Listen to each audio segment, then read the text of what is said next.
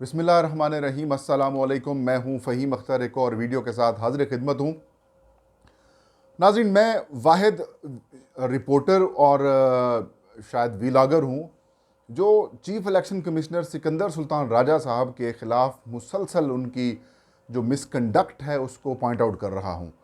तनकीद का मकसद हरगिज़ ये नहीं कि मैं उनकी ज़ात के ऊपर टारगेट कर रहा हूं, बल्कि पाकिस्तान के एक सबसे बड़े इदारे जिसने 20-22 करोड़ पाकिस्तानियों की तकदीर के साथ तकदीर के फ़ैसले करने वालों को मुंतखब कराना होता है, जिन्होंने हुकूमत बनाने के लिए इलेक्शंस कराने होते हैं, जिनके पास पाकिस्तानी कौम की अमानत वोट जो है वो उनके निगहबान है। मेरा मकसद सिर्फ ये है कि ऐसे शख्स को जो एक बड़ी पोस्ट के ऊपर मौजूद होते हैं, उनका काम साफ शफाफ, मुनसफाना और आज़ादाना होना चाहिए।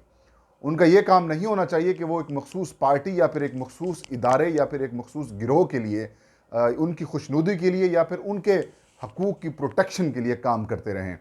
मेरा हरगिज़ मकसद ये नहीं होता कि मैं उनकी ज़ात के ऊपर कीचड़ उछालूँ या फिर मैं उनकी ज़ात के ऊपर तनकीद करके व्यूज़ हासिल करूँ या फिर मैं अपनी स्टोरी जो है उसको सेल करूँ।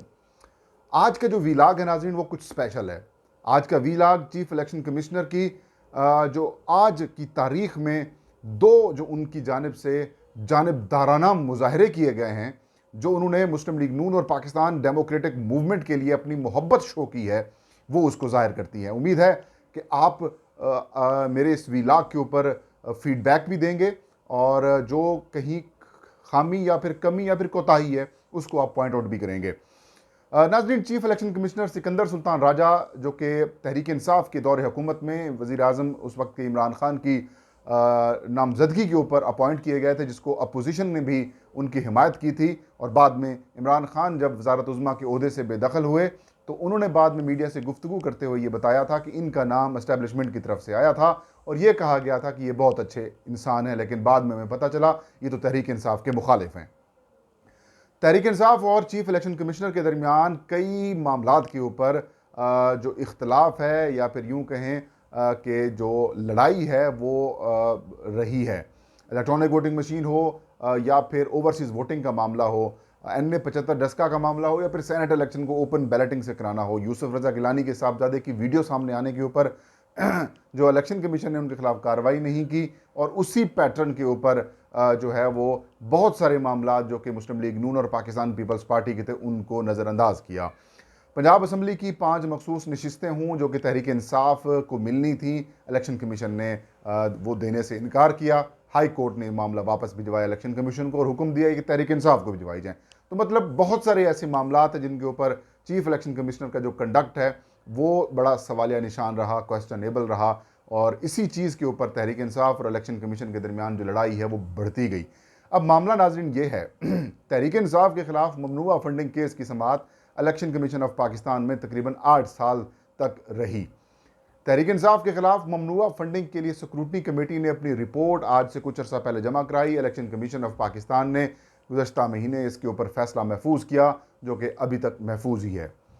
इलेक्शन कमीशन ऑफ पाकिस्तान की स्क्रूटनी कमेटी ने अपनी रिपोर्ट में तहरीक इंसाफ के कुछ मामलात के ऊपर यह कहा कि इनको ममनुआ फंडिंग बज़ाहिर लगती है। इलेक्शन कमीशन की स्क्रूटनी कमेटी की सिफारिश के ऊपर, रिपोर्ट के ऊपर बाज़ाब्ता समातें हुई और समातें के बाद फैसला महफूज हो गया।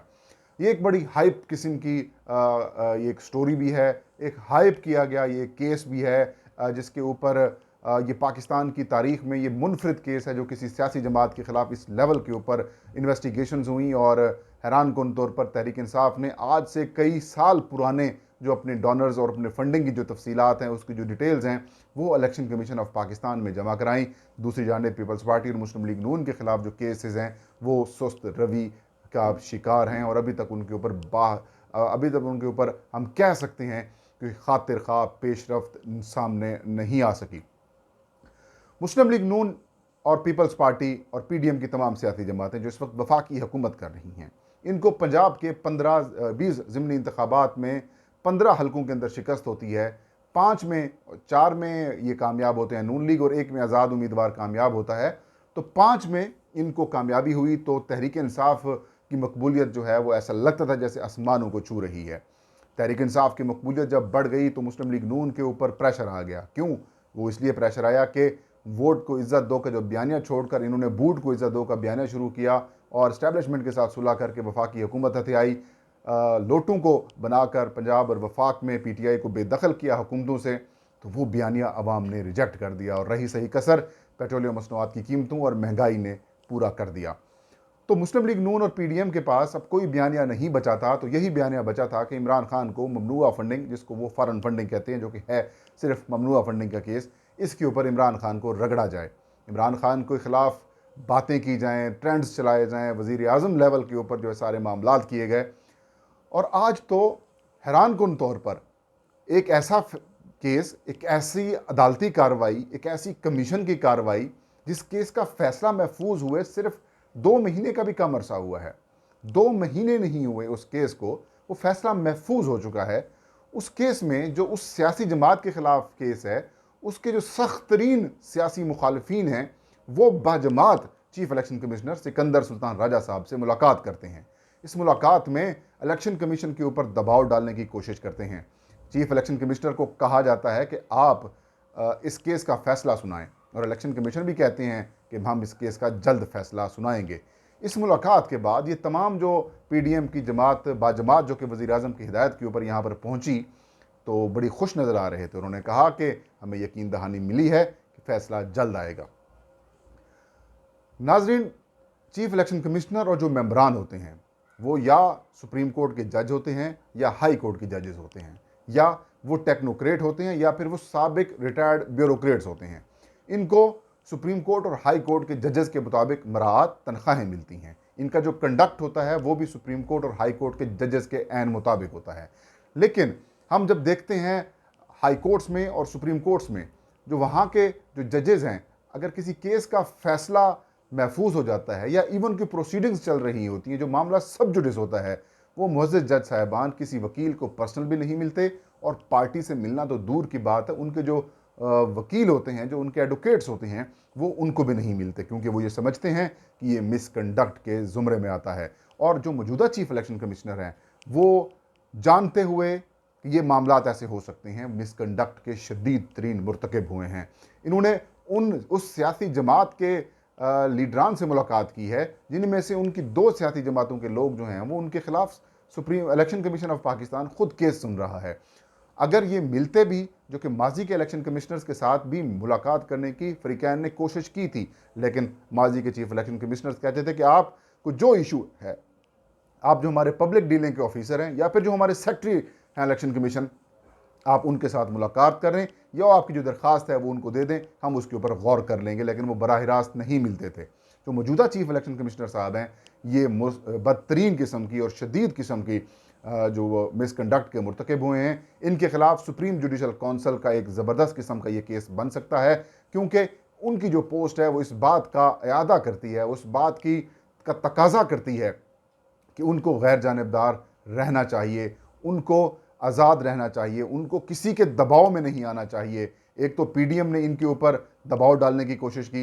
मैं जो समझता था अगर चीफ इलेक्शन कमिश्नर न्यूट्रल हैं और वो समझते हैं कि ये सारे मामला अदालती कार्रवाई के ऊपर आप असरअंदाज ना हों, तो उनको सबसे पहले इन PDM के लोगों के ऊपर तौहीन अदालत की कार्रवाई करनी चाहिए।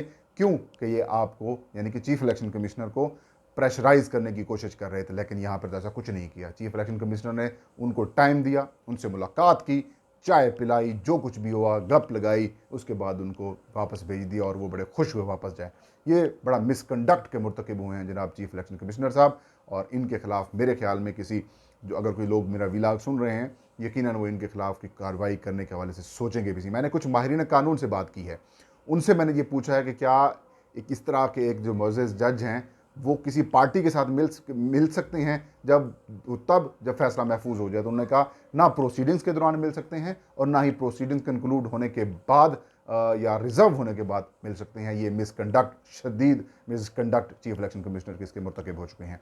दूसरी जो उनकी जानिबदारी नाज़रीन एक्सपोज हुई है वो ये है कि PP 209 खानेवाल से मुस्लिम लीग नून के MPA फैसल नियाजी ने मुस्लिम लीग नून को छोड़कर तहरीक इंसाफ में शमूलियत इख्तियार करने का फैसला किया और ऐलान किया।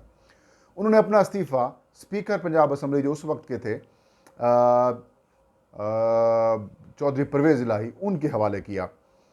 स्पीकर पंजाब असम्बली ने वो इस्तीफ़ा इलेक्शन कमिश्नर को भिजवाया और इलेक्शन कमीशन ने उस मामले को लटका दिया।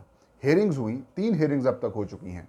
फैसल नियाजी इलेक्शन कमीशन के सामने पेश हो चुके हैं। पंजाब असम्बली के जो सेक्रेटरी हैं और उन जो हुकाम हैं वो भी पेश हो चुके हैं और उन्होंने ये कहा है कि जब स्पीकर इस्तीफ़ा मंजूर करता है तब से वो डेट जो है वो लागू होती है इलेक्शन कराने के लिए।